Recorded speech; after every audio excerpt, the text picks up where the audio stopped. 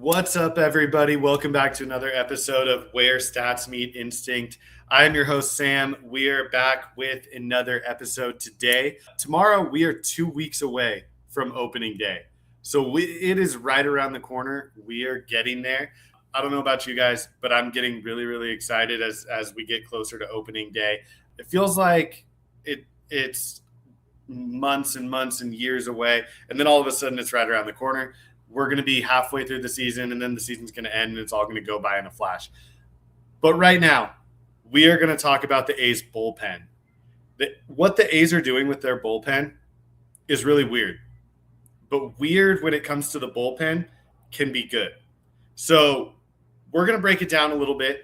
We're going to talk about this new strategy the A's have developed with their bullpen. It's a little bit innovative, but innovative can be good or it can be bad. There's definitely a lot of bad that can come from it. We're going to break down the individual arms in the bullpen, kind of how this thing has been built, and then maybe what we can expect from the bullpen if things go well, why they go well, and then also if they struggle, what can maybe be done to kind of turn that around in the season. So to start with, the big question about the A's bullpen going into the year is who's the closer. Now, the A's have kind of talked about this, and I kind of tend to agree. There's not one. Right. And that's what makes this weird. And it's not just a bullpen by committee. It's like you don't even really have one front runner, in my opinion, to close a bunch of games. It's not like a situation where, hey, there's three guys that are competing for one spot. It just seems like all 7 or 8 of the guys in the bullpen are all going to get some opportunity at the back end of games. And that's very unusual. And so we're going to break that down a little bit. So last year, the A's had Mason Miller, the best closer in baseball. And that's not just my opinion. I think a lot of people agree with that. The bullpen was bad with Mason Miller. And then they traded him. And at that point, the A's really had nothing to lose. There's a lot of bad that comes with losing, but one of the good things it does is it frees you up to just kind of experiment with some stuff and to try some stuff. And the A's tried not just a bullpen by committee, but a bullpen where the relievers threw multiple innings in an outing. So they had a lot of guys go 2 innings in an outing, 3 innings in an outing, and they didn't really have a set closer, and they just kind of rolled with that to see how it would go, and it went really, really well in the second half. Part of that is just kind of the law of averages. They really struggled early in the year. I think they were more talented than what they showed at that point, and then late in the year, I think everybody kind of got hot at the same time, which is one of those things that happens in baseball. Bullpens are kind of fickle like that. So there is some of that, but I do think part of it was that this new strategy that they were kind of experimenting with did have some validity and it did work. And now you look at what they're talking about with the bullpen this year, and it seems like they're really committed to rolling with that throughout the season. Now, for this to work, a couple different things have to happen.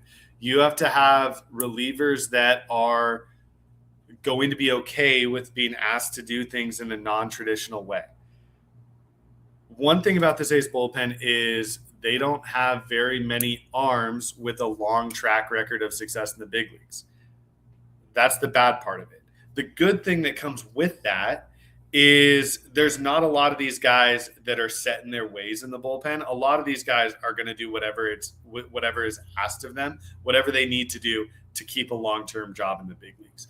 You couldn't do this with an established bullpen. You couldn't do this with 5 guys that had been in the league for 8 years and an established closer, because then you're asking them to do things that they haven't done before when they've had success doing things a certain way. And asking guys like that to completely shift how they're functioning in a bullpen is a big ask, and it's not something a lot of guys are going to be okay with because they're going to be worried about that affecting their individual success, which is going to affect contracts, stuff like that. The thing with the A's and not having a lot of established relievers is you're just trying to earn a spot. You will do whatever it takes to earn your keep in the big leagues, right? And so that's one thing with this A's bullpen. They do have that. If you were going to institute a strategy like this, meaning a bullpen by committee where guys are being asked to throw multiple innings at a time, it's honestly kind of a good thing to have guys that don't necessarily have a lot of experience in the big leagues. You hear guys like Trevor May, the former A's closer, talk about how guys really like having set roles in the bullpen. And yes, that's true. if you're in the habit of having set roles in the bullpen. But if you're not in the habit of having set roles in the bullpen and you're just going out there in big league games trying to prove yourself, you're going to go out in whatever situation's asked and you're going to try to find a way to be successful in those situations. And I think that is one thing this A's bullpen has going for them. And I think that's one thing that led them to be successful last year, is that you had a bunch of guys just saying, hey, I'm going to do whatever roles asked me and I'm going to do my best at it. And that actually worked. And then they were able to see the results from that. And that creates buy-in. And I think that's kind of what started to happen with the A's bullpen last year. So the A's are going to commit to that this year. Couple things. Obviously, there's no closer. I don't think there's really going to be a closer. It wouldn't shock me if there was no one in this A's bullpen to get double-digit saves this year. Now, from a fan's perspective, it is comforting knowing who your closer is. It is also, there's an element of like, I want to root for a guy to get 30 saves. And I do think that does enhance like the viewing experience, having a guy at the back end that you know is going to come in and you know just what to expect out of your bullpen each day. But when it comes to winning games, I don't think this strategy is necessarily bad. I think the no closer thing kind of allows you to play matchups a little bit more earlier in the game. Let's take a guy like Hogan Harris. I think Hogan Harris is a guy that we kind of all view as a late inning reliever in some capacity. You can use him in the 6th inning in a jam with 2 guys on and 1 out, and you're not pigeonholing guys into certain roles. So it just allows you to play matchups a little bit more, and it allows a little bit more flexibility for the coaching staff in using guys in different situations. So I don't necessarily hate the no closer thing. It can backfire. It definitely can backfire. And we'll get into that in a little bit. But I don't necessarily think that's a bad thing. Using guys in multiple innings is something the A's did more than other teams last year, and they talked about that in interviews. I think Martin Gallegos had an article talking to Kotze, talking to Scott Emerson, and talking to these guys, and the A's pitching coach. And they were talking about how they want to use guys in multiple innings. And the idea behind this is it actually keeps the bullpen fresher over the course of time, because you're not using 4 relievers in a game, you're using 1 or 2. And that can lead to guys being able to hold up throughout the course of the season. Now, you saw this with like Jack Perkins when he first came up in those 3-inning relief stints, but you also saw it with guys like Hogan Harris, Justin Sterner, Sean Newcomb, who's not with the team anymore, not necessarily going 3 innings, but consistently getting 6 outs or getting 5 outs. And that's something I think the A's are going to commit to this year as well. I think they're going to continue to do that. And I think the goal of that is to have your bullpen fresh down the stretch in the season. So I don't know how I feel about that. I think it makes guys a little less effective. They're relievers because they can't quite be starters, meaning they can't get a bunch of outs in a row, or they can't see guys multiple times. So stretching them out a little bit more, I think, could have some drawbacks in terms of effectiveness, but that can be outweighed by guys staying fresher later in the year. So I'm open-minded to that part of it. I don't know exactly how I feel about it, but I'm open-minded to it because it seemed like it led to some success last year. Now, it looks like they're only going to carry 1 left-handed pitcher, which is a little bit unusual. When you have 8 relievers, you would expect there to be 2 or 3 left-handed pitchers. There's a chance, I guess, Matt Crook could still make the roster. I don't think that's likely. And it looks like the one lefty is going to be Hogan Harris. And Hogan Harris isn't this traditional like lefty specialist that you would see out of the bullpen. He's not a guy I think you bring in just to face 1 or 2 lefties. I think he's a guy that, like I talked about earlier, is one of these multi-inning guys and more of just like a true leverage guy that you're not going to focus as much right on or left on left. You're going to kind of let him face some tough hitters in the lineup. So with that, how are they going to consistently get left-handed hitters out? So we'll talk about that. Another thing the A's have done is they've built a ton of depth, not necessarily through like minor leaguers coming up, but through signing minor league free agents. They signed, I think, like 9 minor league free agents, and some of them have been looking really good in spring training. There is a theory that you want to build bullpens through volume rather than signing a couple good back-end relievers, and it seems like the A's have really bought into that. So the idea behind this is that even good relievers are really, really volatile over the course of their careers. Typically, there's very few like Kenley Jansen type relievers where they're just consistent for a number of years, They're either good or very good, and they just put together 15 good years in a row. Typically what you see in big league relief pitcher careers is you see like one or two really good seasons followed by maybe a bad season or two bad seasons, and maybe even a guy getting DFA'd, and then him kind of resurfacing a couple years later and throwing well again. And you kind of just see this up and down trajectory. And what that leads to is it being really tough to predict year to year who's going to be good out of your bullpen. So the idea is, if it's going to be that difficult, and if there's only a few guys that can really be consistent year in and year out, what you want to do is you want to build volume to give yourself as many options as possible, and then hope that you land on about 5 guys that can get outs out of that group, and hope that some guys have those peak years at the right time and stuff like that. So the A's have definitely done that. They've signed a lot of minor league free agents. Some of them have actually been throwing fairly well in spring training, so I'm going to touch on them in a little bit. But basically, the A's have built this bullpen with no closer, with the idea that you're going to use guys for multiple innings. They're going to throw one left-hander in there, and they're just going to throw volume at the problem in the bullpen. So this can be effective, but will it be effective? That's really going to depend on the arms that are in the bullpen. So we're going to break these guys down. We're going to talk about a few of them, how I could see them fitting into this bullpen, and then also we're going to talk about some kind of dark horse guys as well. We're going to start this guy I've already brought up. It's Hogan Harris. So Hogan Harris is a guy who was really effective last year. He's a former starter that was converted to the bullpen. The idea, it sounds like, with the A's is that he just didn't hold his velocity that well as a starter. But out of the bullpen, the velocity is pretty good. He's been up as high as, I think, 97, typically sits like 94 to 96.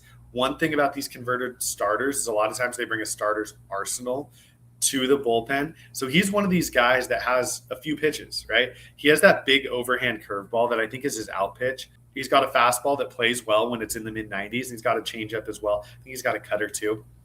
He threw really well last year. He's one of these guys that's kind of a bulldog in the mound. The A's put him in some really big situations, and he performed really well in those, which was really good to see. His numbers last year: 64 innings pitched, 54 hits, 33 walks, 65 strikeouts. Now, those numbers are very good except for the walks. And he's a guy that kind of confuses me a little bit, because I don't know why he walks guys, honestly. There's some pitchers that walk guys, and it makes a little bit of sense. Like Elvis Alvarado, it's a lot of arms and legs flying at you, and you can just see how it would be tough to control the baseball with that delivery. But Hogan Harris looks pretty smooth. He looks pretty polished. The delivery looks clean. And he has these outings where he's just dotting up pitches. And so it's funny because you watch him in certain outings and you're like, dude, this guy has great command. Not good command, but great command. And then you watch him in other outings, and it's just like he has like a 6-pitch stretch where he just can't find the strike zone. And it is a little bit weird how he'll just lose the zone at times. And that is the biggest concern with him, is that he walked 4.6 guys per 9 innings.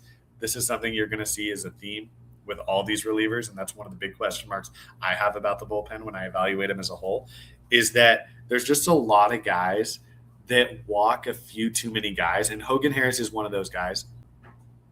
But he is, I think, one of the guys that you're relying on in this committee of sorts to be one of the main leverage guys. He's the one lefty in the bullpen, so he is going to face tough lefties, but I don't think he's a guy you limit to just being like, hey, we'll play him in matchups against lefties. He's a guy that has the stuff to get righties out, and so he's going to be an important part of this bullpen. The other thing, too, he is a former starter. He has a deep arsenal. So when we're talking about the ability to throw multiple innings, he's a guy that definitely fits that bill. And so I think the A's really value him in the bullpen. I think he's a guy that they're planning on throwing a lot this year, and he's a guy that has thrown well in spring training. So I think there's a lot to look forward to with him as the lefty in the bullpen. But again, most Major League bullpens have 2 or 3 lefties, and the A's bullpen only has 1. So who else is going to get lefties out? That's going to lead us into the next guy, and that's one of their free agent acquisitions, Mark Leiter Jr. So Mark Leiter Jr. is a guy with reverse splits, which means he gets left-handed hitters out better than he gets right-handed hitters out, even though he's a right-handed pitcher. Usually what this means is you have a good changeup or split. Mark Leiter Jr. fits that exactly. He has a good split, and that's his best pitch. He also has an overhand curveball that is kind of disrupts the hitter's timing.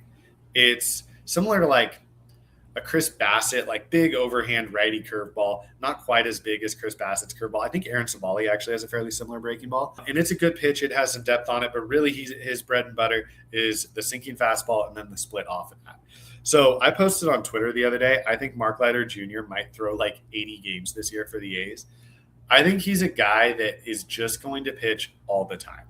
I don't think he's going to be their highest leverage reliever, but I think he's going to slot really well into that. Like, you're down by a run in the 8th inning, you bring Mark Leiter Jr. out of the bullpen.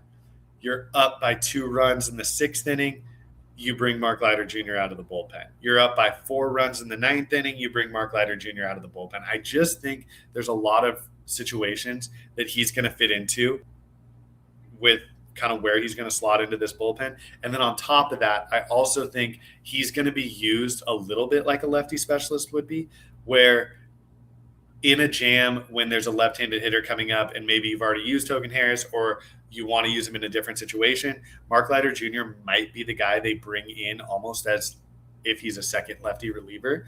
And so I think he's just going to throw a ton this year. I don't necessarily know if it's going to be super high quality innings. I think it might be like a high 3s ERA, but I think he's going to be like Yasmero Petit used to be, where they're just running him out there all the time.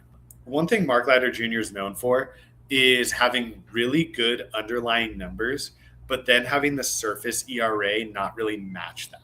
So this is something that, like, of all the pitchers in Major League Baseball, he's the guy a lot of people point to as like his final ERA never really matches what the peripheral should be. So he's always a guy that gets weak contact, gets the ball on the ground, strikes out guys, doesn't have any significant walk issues, but the ERA is always just a little higher than you would think.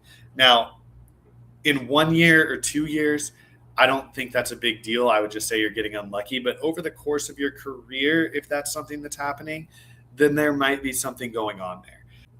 Typically what I've found with guys like this, and I haven't been digging in too deep to like the game logs for Mark Leiter Jr. or scouting reports or whatever.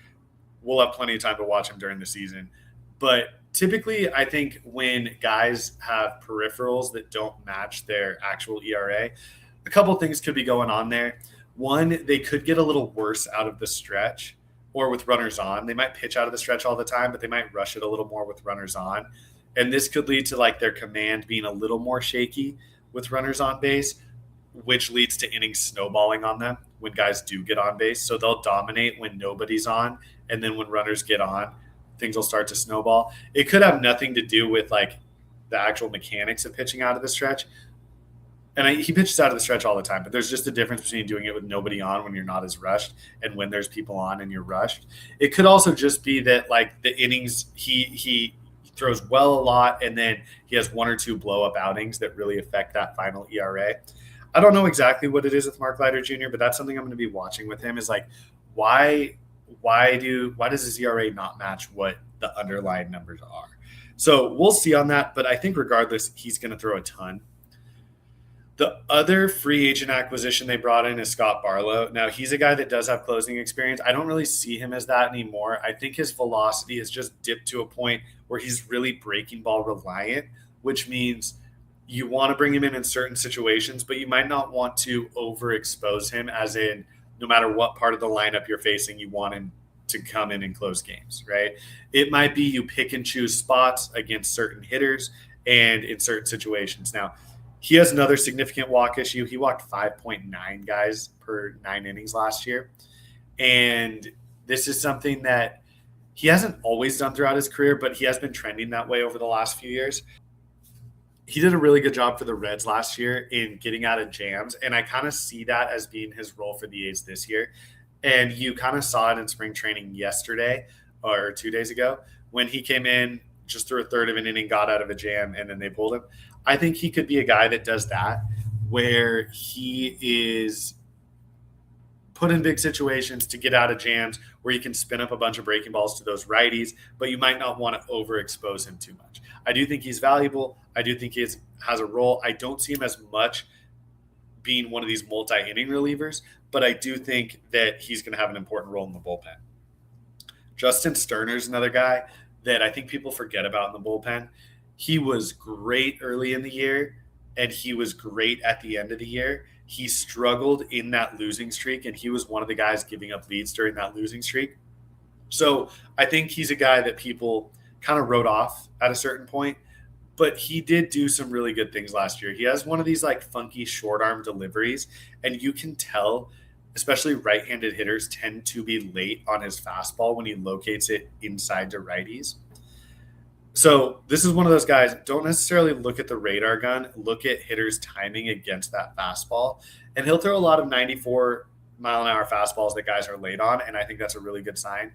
On top of that, he's got a breaking ball and that's pretty decent. He's got a little cutter he throws as well. And he threw well overall last year. 65 innings, 47 hits, 21 walks, 70 strikeouts. So both the underlying numbers were pretty good and the surface numbers were pretty good. He also is funky. And like I said at the beginning, weird can be good. With individual relievers, weird is usually good. You want guys that throw a little bit differently than other people, because hitters are only seeing them once. It's going to take them a few pitches to get adjusted to that. And by that time, the at-bat might already be over.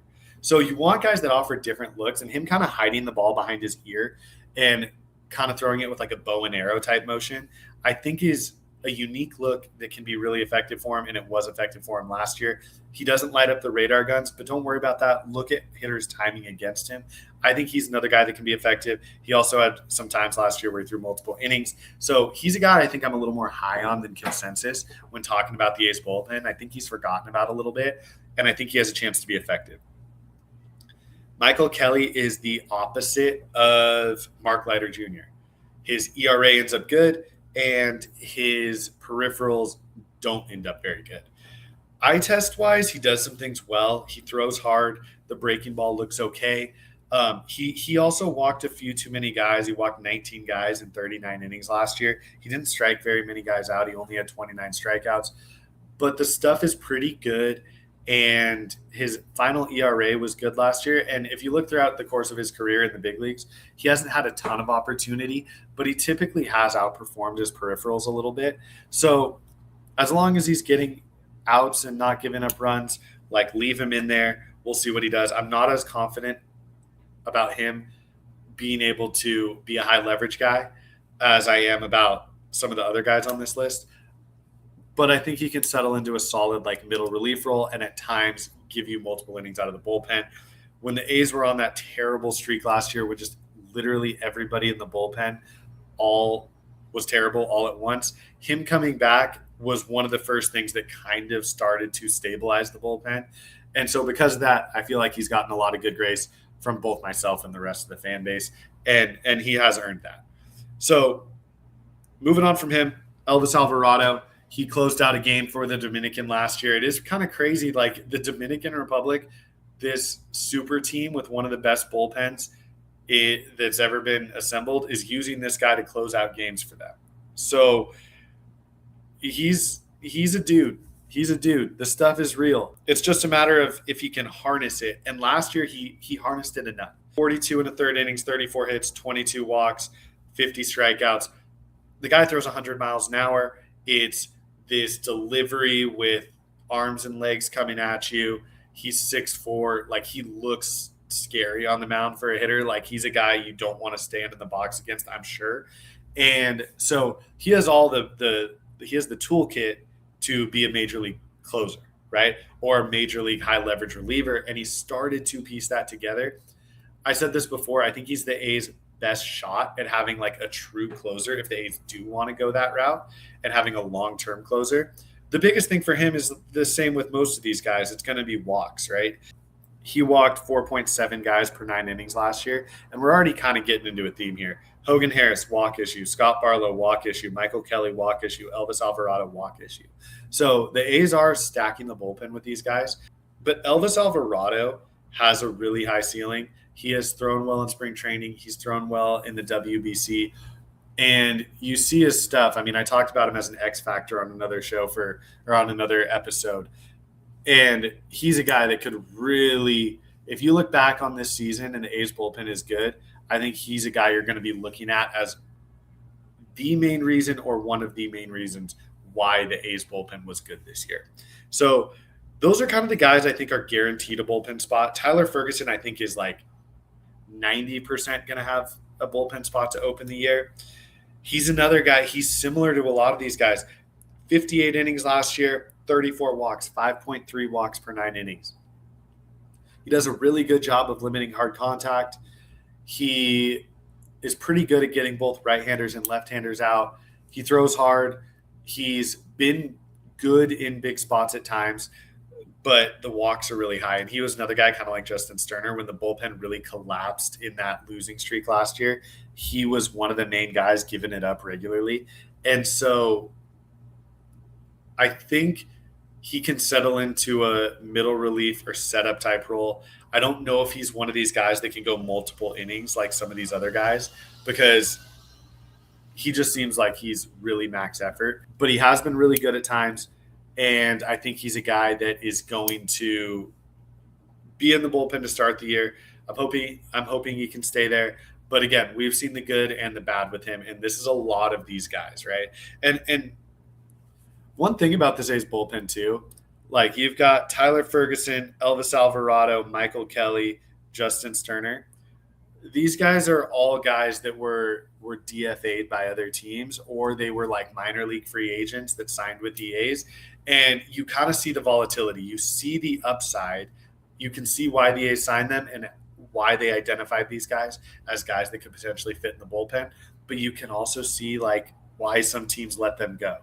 They do all have this history of walking guys. And this is something the A's have targeted in minor league free agency specifically, is like these highly volatile, hard-throwing, big stuff relievers that haven't been able to harness it. And the A's have done a pretty good job of getting these guys to harness it, at least to a point where they can be effective in the big leagues.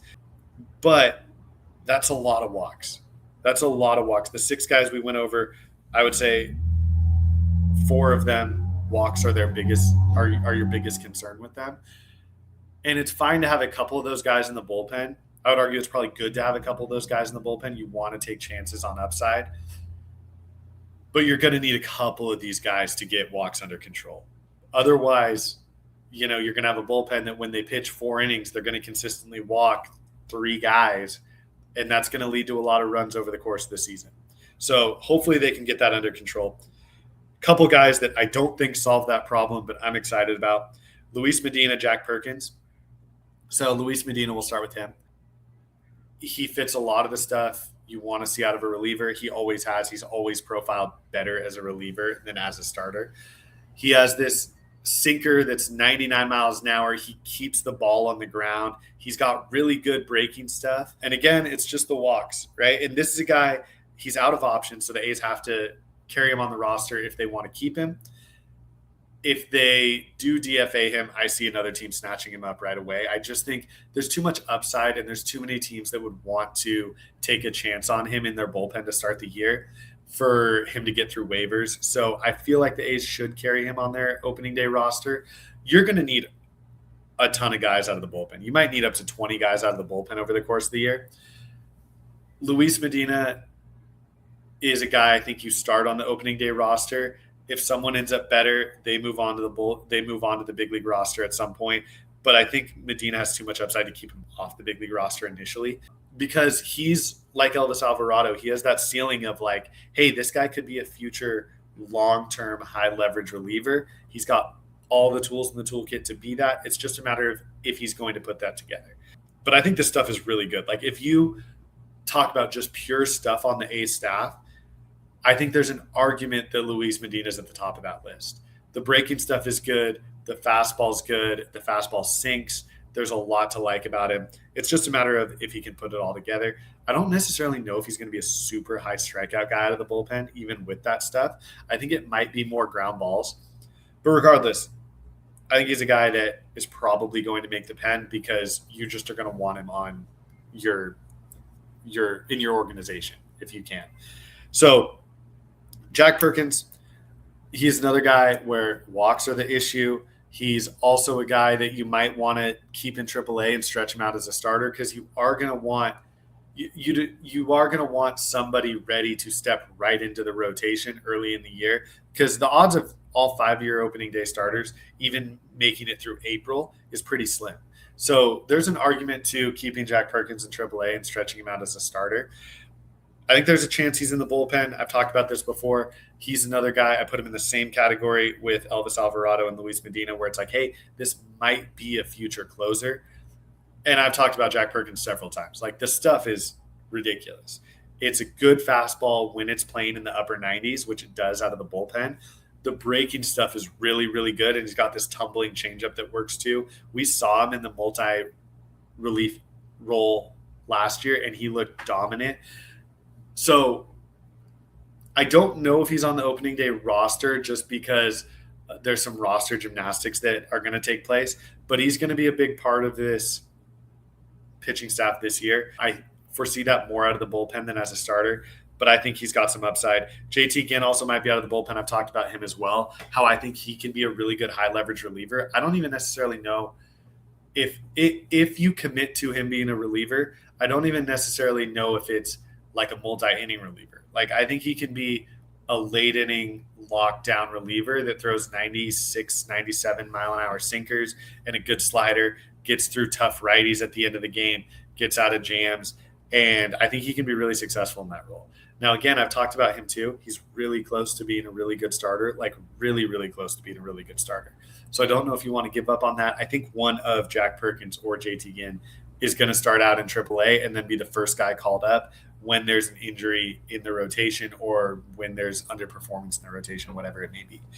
So those are the guys I think that are the front runners for the A's bullpen right now. I do want to touch on one more guy. I talked about this. The A's have signed a bunch of minor league free agents. A lot of these guys are going to impact the major league roster this year.